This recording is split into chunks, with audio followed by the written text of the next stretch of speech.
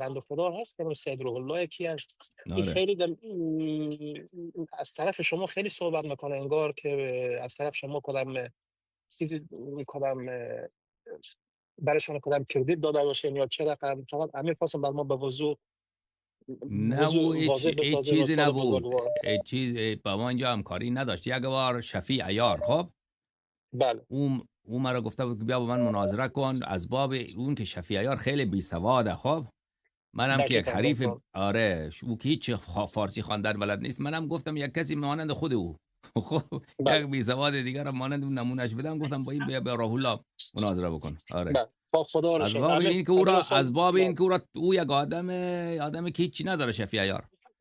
بله دقیقاً نه دقیقاً آره نه سواد داره، نه میتونه کتاب بخونه، هیچی. آره من از این دقیقاً. بابت گفته بود این ظاهرا فکر کرده که این نماینده منه. این نه بابا، این نماینده من نیست، این بنده خدا بله هیچی هم چون نیست. آره